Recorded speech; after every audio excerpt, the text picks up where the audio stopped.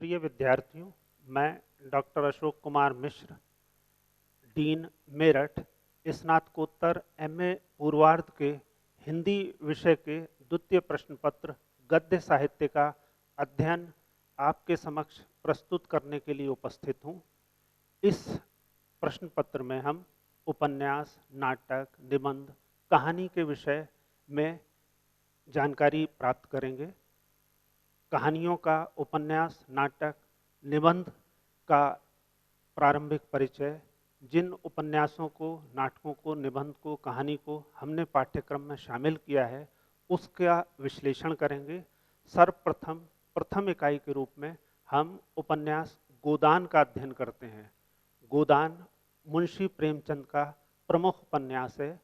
मुंशी प्रेमचंद की हिंदी साहित्य में विशिष्ट पहचान है। वह एक कथाकार, उपन्यासकार के रूप में अपना विशिष्ट महत्व रखते हैं।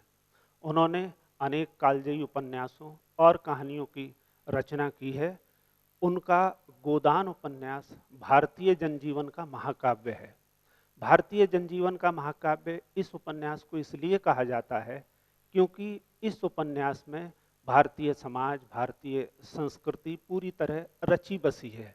समकालीन समाज, राजनीतिक परिस्थितियां, आर्थिक परिस्थितियां, सांस्कृतिक परिस्थितियों का व्यापक चित्रण मुंशी प्रेमचंद ने इस उपन्यास में किया है। यह उपन्यास हिंदी साहित्य में विशिष्ट महत्व रखता है। इस उपन्यास के अंदर शहरी और ग्रामीण परिवेश के अंतर्द्वंद की अभिव्यक्ति विभिन्न पात्रों के माध्यम से, विभिन्न घटनाक्रम के माध्यम से की गई है। यह उपन्यास उस समाज पर केंद्रित है, उस कालखंड पर केंद्रित है जो आज़ादी से पूर्व भारत में विद्यमान था। यह वह समय था जब किसान, सर्वहारा वर्ग शोषण की चक्की में पिस रहे थे। जो धनिक वर्ग था वह किसानों का शोषण करता था। सामंती और महाजनों के बीच फंसे निम्न वर्ग का व्यापक चित्रण प्रभावशाली ढंग से इस उपन्यास में किया गया है। यह उपन्यास समकालीन समाज में स्त्रियों की स्थिति का भी रेखांकन करता है। इस उपन्यास की विशेषता यह है कि आदर्श और यथार्थ का अद्भुत समन्वय इस उपन्यास के अंदर मुंशी प्रेमचंद ने किया है। किसानों के शोषण का गहराई से चित्रण इस उपन्यास में किया गया है। उपन्यास की कथा के केंद्र में अवध प्रांत के बेलारी गांव का किसान होरी है। होरी एक ऐसा किसान है जो निरंतर मेहनत करता है, जी जान से अपनी फसल उगाता है, परिवार की भलाई के लिए, परिवार का जीवन संपन्न बनाने के लिए, सुखी बनाने के लिए पूरे तन मन धन से मेहनत करता है, लेकिन उसकी मामूली इच्छाएं भी पूरी नहीं हो पाती। व्यवस्था और सामंतों का चक्र उसे पूरी तरह पीस डालता है। गोदान में केवल महाजनों द्वारा किसान के बहुआयामी शोषण का ही जीवन चित्रण नहीं है, अपितु वह एक ऐसे दंपत्ति की भी करुण गाथा है जिसका पारंपरिक प्रेम असमय में ही व्यवस्था की वेदी पर बलि चढ़ जाता है। प्रसिद्ध आलोचक डॉक्टर रामविलास शर्मा ने कहा है कि होरी भारत के अजेय किसान का प्रतीक है जो मरते दम तक परिस्थितियों से संघर्ष करता है। उसने हार नहीं मानी। उपन्यास में ग्रामीण के साथ ही शहरी परिवेश कथा का भी विकास होता है, जिसके केंद्र में है मिस्टर खन्ना, मालती, प्रोफेसर वी मेहता, संपादक ओंकार नाथ, एडवोकेट तनखा आदि। सेमरी के राय साहब अमर सिंह सामंतवादी प्रवृत्तियों के प्रतीक के रूप में विद्यमान हैं जो किसानों का शोषण करते हैं। उनके कारिंदे किसानों से वसूली करते हैं, मनमाने तरीके से उन्हें मानसिक और शारीरिक उत्पीड़न करते हैं। ग्रामीण और शहरी जीवन की प्रवृत्तियों को केंद्र में रखकर इस उपन्यास में घटनाओं का विकास किया गया है। गाय के प्रति गहरा मोह रखने वाला होरी मृत्यु के बाद पत्नी धनिया गोदान के नाम पर ₹1.25 रखकर कहती है यही गोदान है।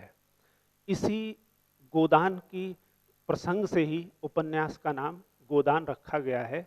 इस प्रसिद्ध उपन्यास को 36 अनुच्छेदों में प्रेमचंद ने विभक्त करके कथा का विकास किया है। गोदान में पात्रों की विविधता है। इतने पात्र हैं और समाज के विविध वर्गों के पात्र हैं कि हमें संपूर्ण भारत के दर्शन इस उपन्यास में होते हैं। संपूर्ण भारत इसलिए क्योंकि भारत की पहचान एक किसान प्रदेश के रूप में रही है, किसान देश के रूप में रही है। इसमें जो पात्र हैं वह वही पात्र हैं जो वास्तव में पूरे देश में संख्या में अधिक हैं। पुरुष पात्रों में होरी है। होरी इस उपन्यास का नायक है। होरी प्रारंभ से ही एक ऐसे व्यक्ति के रूप में चित्रित किया गया है जो बहुत मेहनत और लगनशील व्यक्ति है। वह चाहता है कि उसके परिवार के लिए सुख सुविधाएं जुटाई जाएं, लेकिन उसकी सारी मेहनत विफल इसलिए हो जाती है क्योंकि सामंती प्रवृत्तियां उसकी इच्छाओं को पूरा नहीं होने देती।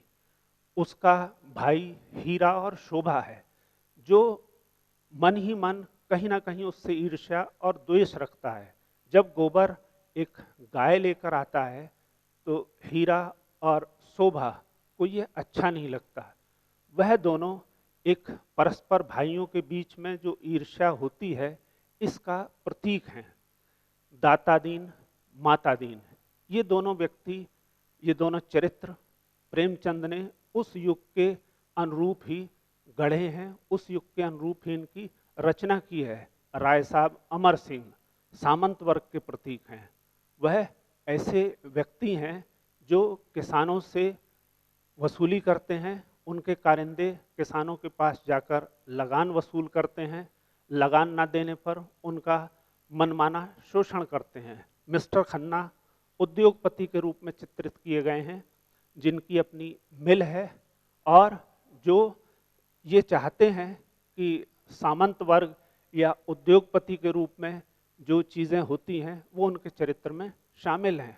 प्रोफेसर मेहता, संपादक ओंकारनाथ, एडवोकेट तनखा आदि चरित्र विविध वर्गों से जुड़े हुए हैं। नारी पात्रों में भी अनेक पात्र प्रेमचंद ने ऐसे रचे हैं जो समाज की यथार्थ रूप में विद्यमान हैं, समाज में यथार्थ रूप में विद्यमान हैं।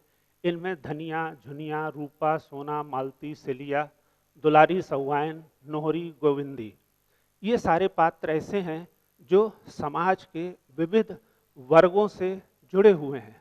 धनिया होरी की पत्नी है। वह चाहती है कि होरी को उसके मेहनत के अनुरूप ही फल प्राप्त हो। वह चाहती है कि उसके बच्चे उसी तरह से रहें जो साधन संपन्न लोगों के बच्चे रहते हैं। इसीलिए जब उसके घर में गाय आती है और होरी गाय को बेचने का निर्णय लेता है तो धनिया उसका प्रबल विरोध करती है। जब गाय को कोई विषैला पदार्थ देकर उसके देवर मार देते हैं तब भी वह उनको भला बुरा कहती है। झुनिया हीरा, शोभा, रूपा, सोना, मालती, सेलिया, दुलारी, सहुआइन, नोहरी, गोविंदी, ये ऐसे पात्र हैं जो कहीं ना कहीं आज भी समाज में विद्यमान है, उस समय भी समाज में विद्यमान थे। होरी का पुत्र गोबर है और गोबर का प्रेम झुनिया से होता है जिससे वह विवाह करके बाद में लखनऊ शहर में जाकर अलग रहने लगता है। और झुनिया और धनिया के बीच में जो पहले थोड़े मतभेद थे बाद में उनके बीच में समन्वय स्थापित होता है और वह उससे स्नेह करती है। रूपा और सोना होरी और धनिया की पुत्रियां हैं जिनके भविष्य को लेकर दोनों चिंतित रहते हैं। दोनों बच्चे यह चाहते हैं कि वह भी अन्य बच्चों की तरह सुविधा संपन्न जीवन यापन करें, लेकिन आर्थिक विसंगतियों के चलते, आर्थिक विषमताओं के चलते ऐसा संभव नहीं हो पाता। सेलिया एक ऐसी महिला है जो निम्न वर्ग की, निम्न जाति की महिला है और उच्च जाति के व्यक्ति से प्रेम करती है, जिसके परिणाम स्वरूप उसे समाज अपमानजनक दृष्टि से देखता है और इसके चलते उसे शोषण का शिकार होना पड़ता है। दुलारी सहुआइन उस महिला का प्रतीक है जो कहीं ना कहीं सामंतवादी प्रवृत्तियों का संवाहक हैं। नोहरी और गोविंदी भी उस समाज के ही पात्र हैं। गोदान का जो देश काल और वातावरण है वह ऐसा है जो आज़ादी से पूर्व भारत में विद्यमान था। उपन्यास का पाठन करते हुए हमें ये लगता है कि हम उस समाज के बीच में ही जी रहे हैं। प्रेमचंद ने उस समाज का इतना प्रभावशाली चित्रण किया है कि ऐसा लगता है कि संपूर्ण वातावरण, देश काल जीवंत हो उठा है। गोदान में ब्रिटिश कालीन भारत का चित्रण किया गया है। उस भारत का चित्रण किया गया है जिस भारत में किसान शोषण से त्रस्त था। अंग्रेज भारतीय किसानों का शोषण करते थे, इसके साथ ही जमींदार वर्ग भी किसानों का शोषण करते थे। किसान दोहरे शोषण की चक्की में पिस रहा था। जमींदार उस पर जुल्म करते थे, अंग्रेज भी जुल्म करते थे, उन्हें तरह तरह की यातनाएं दी जाती थी, उनका मानसिक और शारीरिक उत्पीड़न किया जाता था। इसी के चलते देश में जो आज़ादी की लहर जगी, उससे किसानों के अंदर एक उम्मीद जगी। होरी भी उसी शोषण के प्रतीक के रूप में समकालीन समाज में उभर कर आया। उत्तर भारत के संपूर्ण सामाजिक, राजनीतिक, आर्थिक, धार्मिक और सांस्कृतिक जीवन का यथार्थपूर्ण चित्रण इस उपन्यास में किया गया है। गोदान को पढ़ने के बाद कोई भी व्यक्ति उस समाज से रूबरू हो सकता है, वह अनुभव कर सकता है कि आज़ादी से पूर्व का भारत कैसा था, किस तरह के लोग थे, चाहे उद्योगपतियों की मानसिकता हो, चाहे किसानों की मन स्थिति, चाहे जमींदारों की लालसाएं या ब्रिटिश शासन या अंग्रेजों के जुल्म, सभी का चित्रण इस उपन्यास में बहुत ही प्रभावशाली ढंग से किया गया है। क्योंकि उपन्यास के केंद्र में उत्तर भारत का एक गांव है, इसलिए यह उपन्यास उस गांव को प्रतीक के रूप में स्थापित करके संपूर्ण भारत के गांवों की स्थिति का रेखांकन करता है।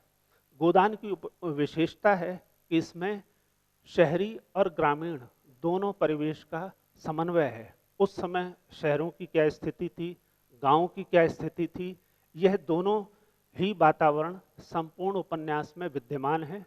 जिस तरह से गांव की स्थितियां थीं, जिस तरह से शहरों की स्थितियां थीं, प्रेमचंद ने बहुत सूक्ष्मता से ग्रामीण और शहरी जीवन का विशद विश्लेषण किया है।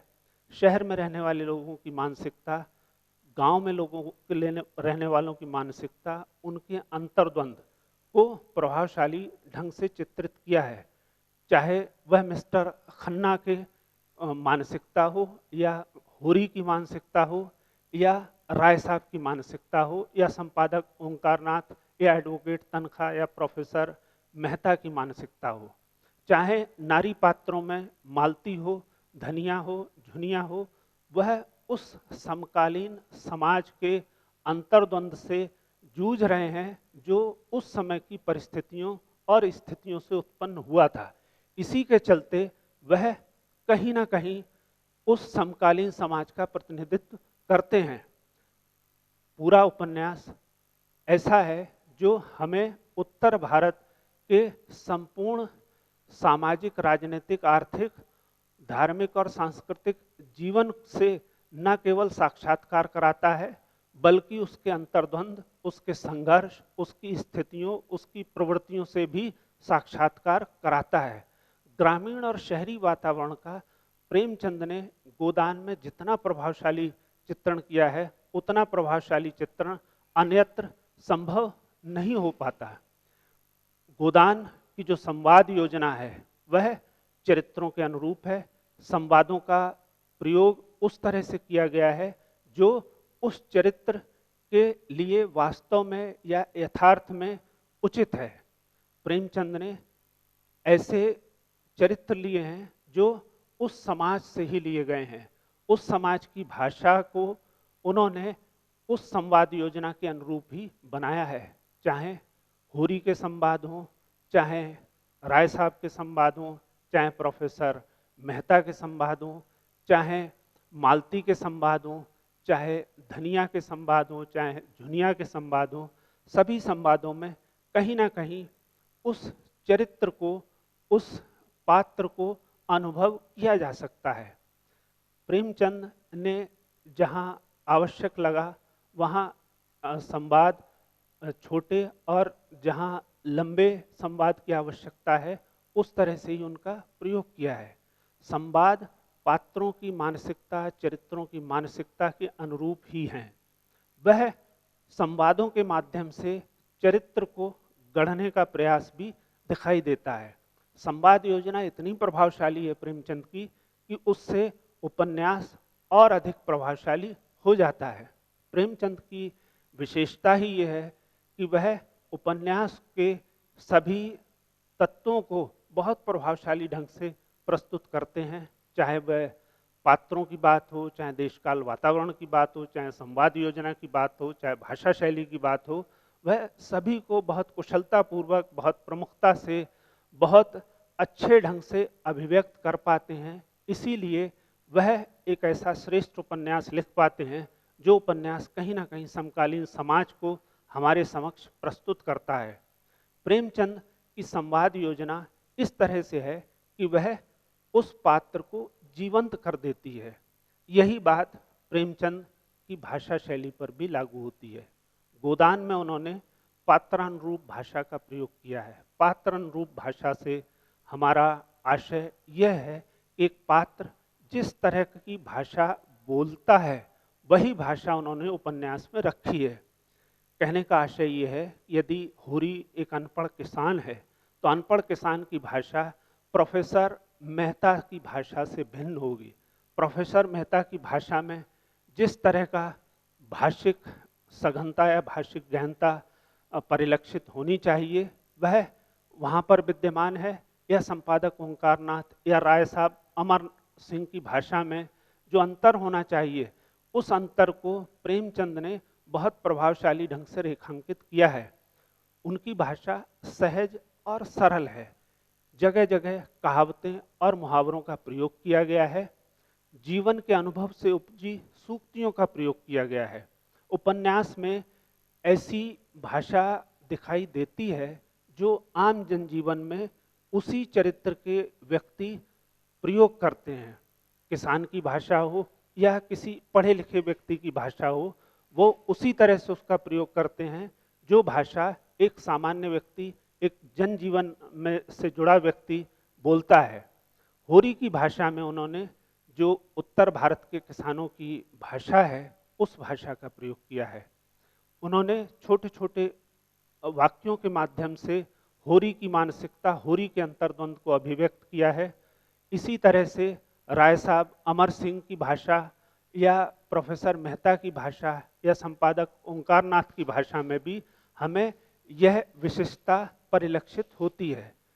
प्रेमचंद एक ऐसे रचनाकार हैं जो भाषा और शैली में ऐसे प्रयोग करते हैं, इस तरह से भाषा और शैली का प्रयोग करते हैं कि पात्र जीवंत हो उठता है।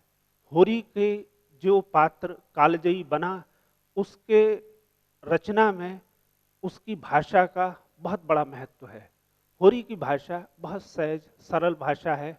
इसी तरह से धनिया, झुनिया या दुलारी सहुआइन जिस भाषा का प्रयोग करती हैं वह भाषा आज भी अशिक्षित क्षेत्र में रहने वाली अशिक्षित महिलाएं प्रयोग करती हैं, जिसमें कहीं कोई भाषिक क्लिष्टता नहीं होती, जहाँ कोई ऐसी स्थिति नहीं होती जिसमें भाषा को समझने में हमें कोई असुविधा हो। सहज सरल भाषा का प्रयोग प्रेमचंद ने किया है। ऐसी भाषा का प्रयोग किया है जो उस क्षेत्र के किसान, मजदूर या सामंत वर्ग के व्यक्ति या शहरी व्यक्ति बोलते हैं। क्योंकि प्रेमचंद ने इस उपन्यास में शहर और गांव दोनों ही स्थानों को समान रूप से अभिव्यक्त किया है, इसलिए यह उनकी विशेषता है कि उन्होंने शहर के पात्रों की भाषा शहरी भाषा रखी है, यानी परिष्कृत भाषा रखी है, और जो ग्रामीण अंचल के पात्र हैं वो जिस स्तर के पात्र हैं, यदि एक व्यक्ति अशिक्षित है तो अशिक्षित व्यक्ति, उदाहरण के लिए होरी या गोबर जिस तरह की भाषा बोलते हैं उसी भाषा का प्रयोग प्रेमचंद ने उन पात्रों के माध्यम से किया है। वह एक ऐसी भाषा है जो सहज ही हमें उस व्यक्ति के जीवन से उपजी हुई भाषा दिखाई देती है। भाषिक संस्कार प्रेमचंद के पात्रों की बड़ी विशेषता है। वह एक ऐसी भाषा का निर्माण करते हैं जो सहज है, सरल है, ग्राह्य है और संप्रेषणीय है। संप्रेषणीय से आशय दूसरे व्यक्ति की बहुत आसानी से समझ में आती है। यह भाषा का यह जो विशेषता है, यही प्रेमचंद के उपन्यासों को अधिक ग्राह्य, अधिक संप्रेषणीय बना देती है। एक आम आदमी या अति शिक्षित व्यक्ति, दोनों के लिए ही प्रेमचंद के उपन्यास इसलिए महत्वपूर्ण हैं कि वह सरलता से भाषा के स्तर पर उनको समझ पाते हैं। जिस विषय को या जिस बात को प्रेमचंद कहना चाहते हैं, वह पूरे प्रभाव के साथ पाठक तक पहुंचती है। गोदान में जहां प्रमुख पात्रों की विविधता है, वहीं भाषा की भी विविधता है। जिस स्तर का पात्र है, जिस प्रवृत्ति का पात्र है, जिस प्रकृति का पात्र है, उसी के अनुरूप प्रेमचंद ने भाषा का प्रयोग किया है। यह उनकी विशेषता है कि भाषा में वह सहजता और सरलता का सदैव ध्यान रखते हैं। सहजता और सरल से वो भाषा एकदम ऐसी होती है जो पात्रों के मुख से सहज ही निकलती है। होरी की भाषा प्रारंभ से अंत तक वही भाषा है जो उत्तर भारत का एक किसान उस अंचल का प्रयोग करता है। इसी तरह से जो नारी पात्र हैं, मालती की भाषा में जो शहर में बोलने वाली नारियों का संस्कार होता है, भाषिक संस्कार होता है, वह विद्यमान है। जबकि धनिया की भाषा में उस ग्रामीण अंचल की नारी पात्र का जो भाषिक संस्कार होता है, वह दिखाई देता है। झुनिया की भाषा में भी हमें ग्रामीण अंचल की भाषा की कहीं ना कहीं झलक दिखाई देती है। इसी तरह से चाहे नोहरी हो, गोविंदी हो, दुलारी सहुआइन हो, रूपा हो, सोना हो, इन तमाम नारी पात्रों में हमें वह स्थितियां दिखाई देती हैं जो कहीं ना कहीं उस ग्रामीण अंचल में भाषिक स्तर पर मौजूद हैं। प्रेमचंद ने इस उपन्यास में विविध शैलियों का प्रयोग किया है। चूंकि उपन्यास विराट है, एक महाकाव्य की संज्ञा इस उपन्यास को इसीलिए दी जाती है क्योंकि यह भारत के एक जनजीवन का व्यापक चित्रण प्रस्तुत करता है। उनकी विविध प्रवृत्तियों का अंकन इस उपन्यास में किया गया है।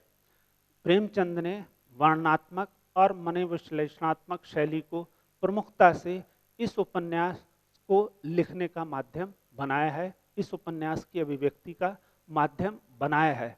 वर्णनात्मक शैली में हम सहज ही घटनाओं का वर्णन देखते हैं। प्रेमचंद ने सहज सरल भाषा में विविध घटनाओं का वर्णन किया है, लेकिन जहाँ पर पात्रों का अंतर्द्वंद मुखर होता है, उसकी मानसिक स्थिति के अभिव्यक्ति के लिए प्रेमचंद ने मनोविश्लेषणात्मक शैली का प्रयोग किया है। मनोविश्लेषणात्मक शैली के माध्यम से उन्होंने पात्रों के अंतर्द्वंद को अभिव्यक्त किया है।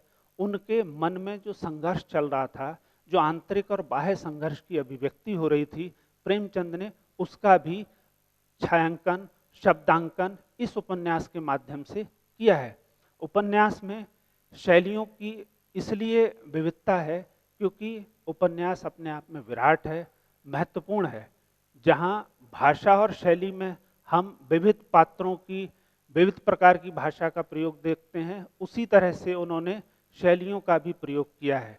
उन्होंने वर्णनात्मक शैली का उपन्यास में घटनाओं को प्रस्तुत करने के लिए प्रयोग किया है, जबकि पात्रों के अंतर्द्वंद को अभिव्यक्त करने के लिए उन्होंने मनोविश्लेषणात्मक शैली का प्रयोग किया है।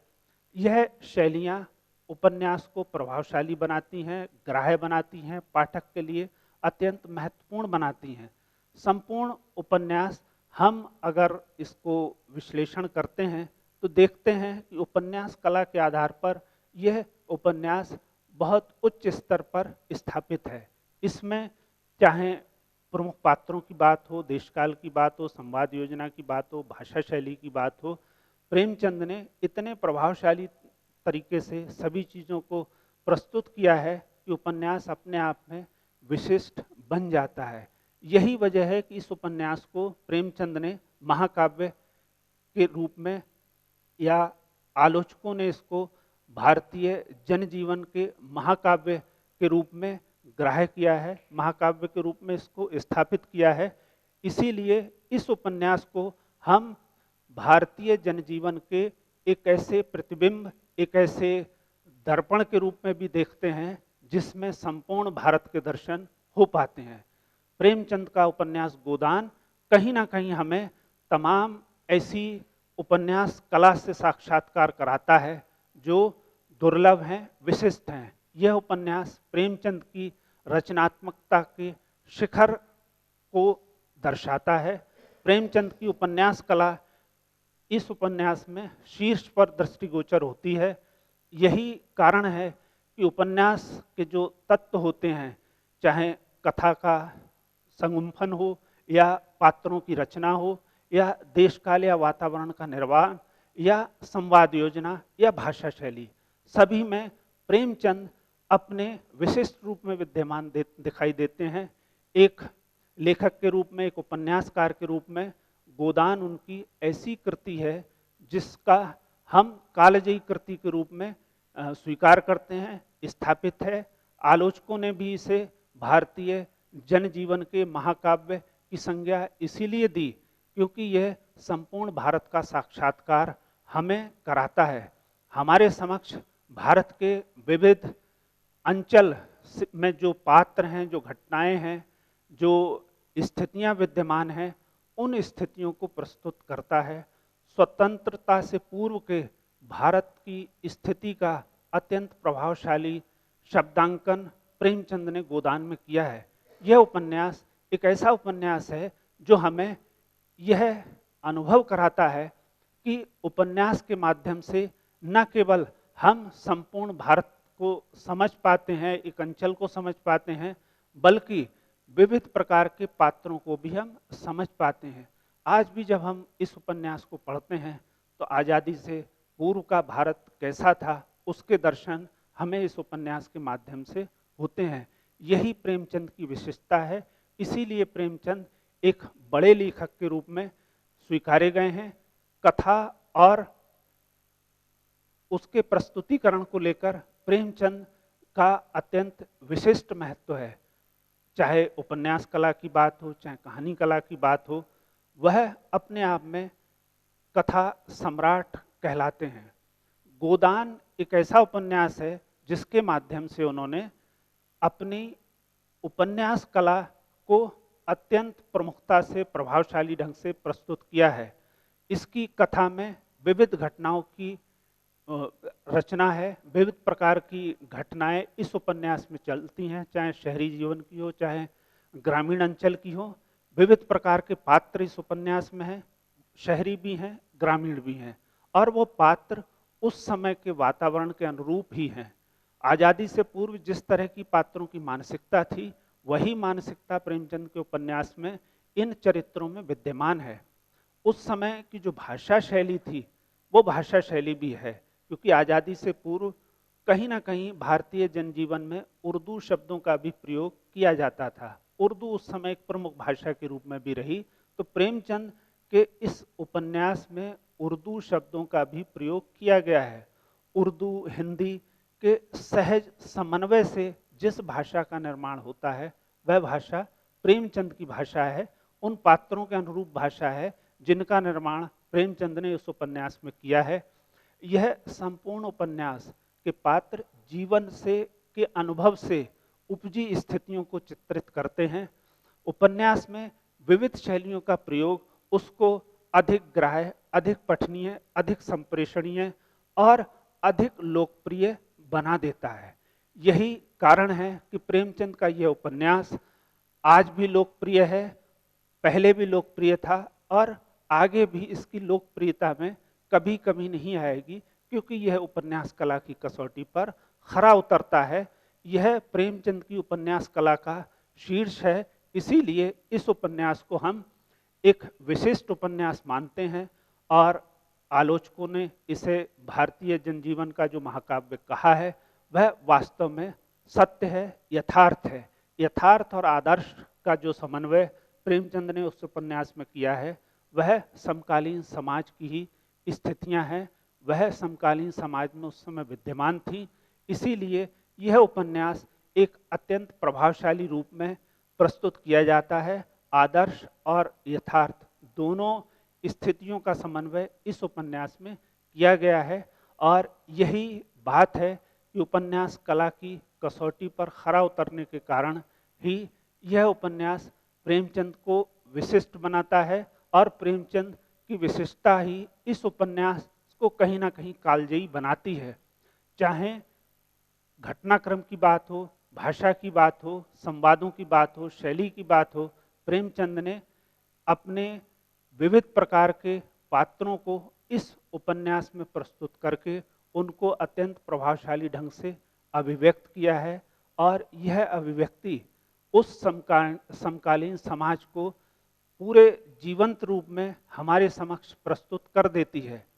और यही कारण है कि गोदान कहीं ना कहीं आज भी हमारे समक्ष उतना ही लोकप्रिय है, उतना ही पाठकों के लिए ग्राह्य है जितना उस समय था जब प्रेमचंद ने इसकी रचना की थी। कालखंड का असर इस उपन्यास की लोकप्रियता पर हमें कभी दृष्टिगोचर नहीं होता।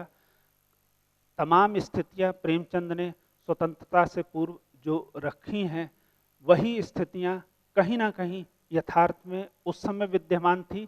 प्रेमचंद ने कुछ आदर्शों को भी इस उपन्यास में स्थापित किया है।